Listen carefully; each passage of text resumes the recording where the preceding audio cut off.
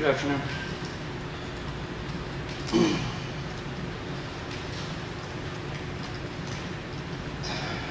Debbie, Auntie Burns, Anna Burns, and the rest of the Burns family, Lieutenant Colonel Cross, RSM Richards, fellow soldiers, friends, family, and guests. My name is Corporal Christian DeAndrea. I'm honored to be here today to tell you about my friend Troy.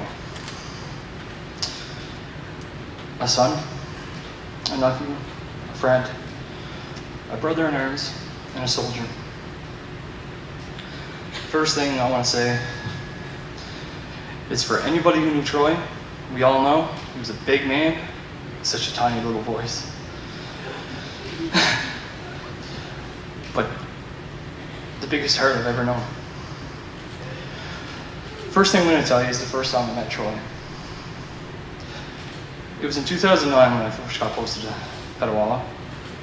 And I remember I was moving my things in the shacks, and it just happened to be a Friday night. Now, my door was always open, because if you've ever been in the shacks in Petawawa, it gets very warm. And the door across the hall from me swings open, and this big jack guy comes out. And he looks at me and says, "Hey!" Well, sorry. "Hey!"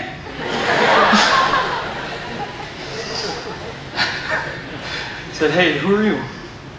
Me being a new guy, I go, Trooper DeAndrea. He says, "Oh, okay. What's your first name?" And I say, Christian. He goes, "All right, my name's Troy. Can you drink?" I said, "Well, I can." He said, "All right, good, let's prove it." And although I don't remember much from that night, that was the first night I met Troy. And I imagine everything was good because, well, I wasn't in trouble. But after that, it was just opened a big friendship of every night of, "Hey man, what's going on?" Not much. Just gonna laze around shacks, maybe play some Call of Duty, maybe go out, go for coffee. And that's how it all started. And that's how it was. I remember times where me and other people would be going out on the town. We'd be going to a bar or just out. And if we went to the bar, we'd never have to worry about paying cover or anybody screwing with us because we knew the bouncer, Troy. And I know for many people that knew Troy, they've asked me to say one thing, and that's that no one will ever give that kind of bear hug again.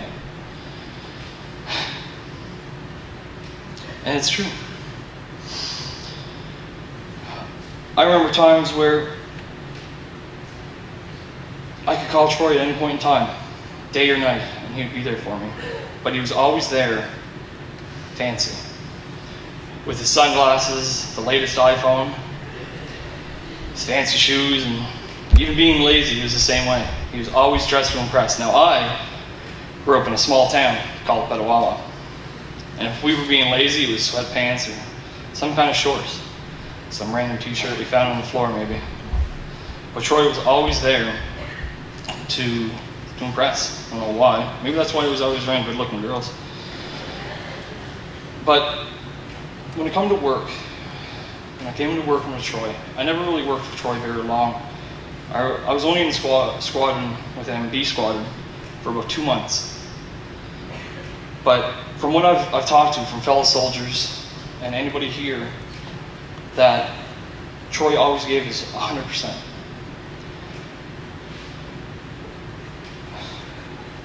And when it came to being an armored crewman and a soldier, Troy was always there. From helping the driver with his maintenance, doing his turret inspections, packing the field, or packing the vehicle for the field. Because Troy knew, and everybody else knew, if you've been around for a while, that if the vehicle breaks down and it could be prevented, well, we're just going to say that it's only going to happen once. But around the regiment, to me, in my eyes, and many other people, Troy was a role model to all the young troopers, to even some of the young corporals.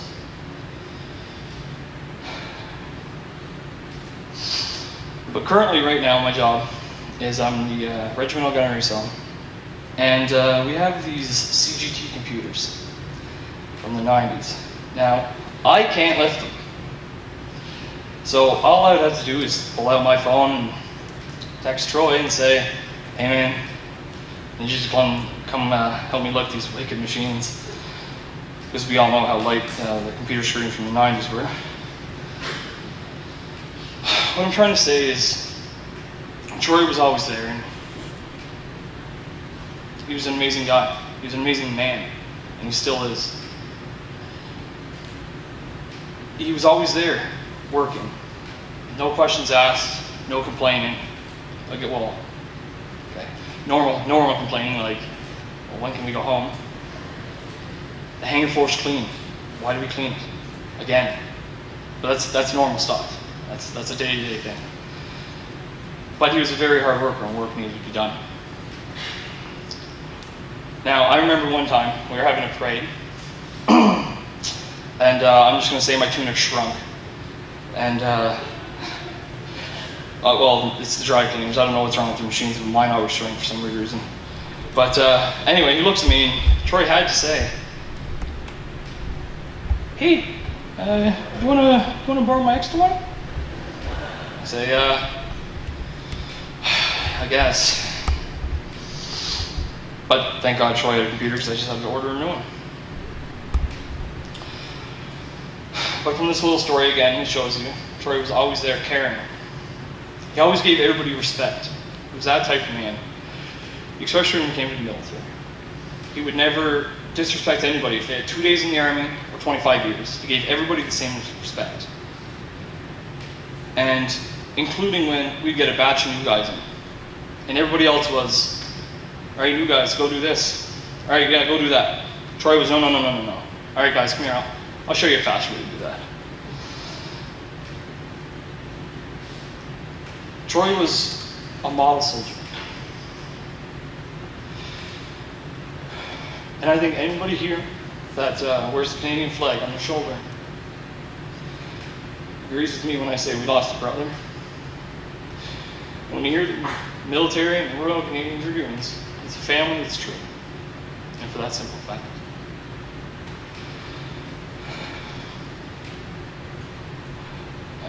And again, everybody can agree with me when I say we could count on him for anything. When I was moving into my PMQ, he was there. I don't know if it was for the free beer, but he was there helping me move in.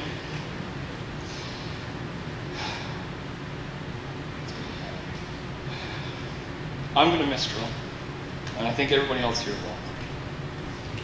Troy Barnes was my friend, and still is for that matter.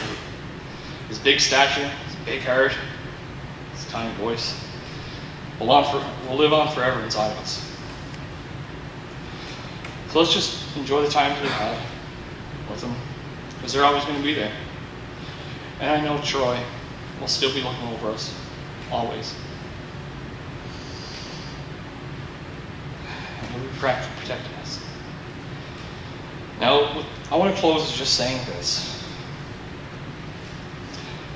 The day that we do decide to leave this world and reunite with Troy, there's one more set of gates you have to go through. And that's St. Peter's Pearly Gates. And my God, he has one hell of a bouncer working there now. But I just want to say, again, my name is Christian DeAndre. Thank you for the privilege to tell you about my friend Troy. And I'm very sorry for a loss. Brothers.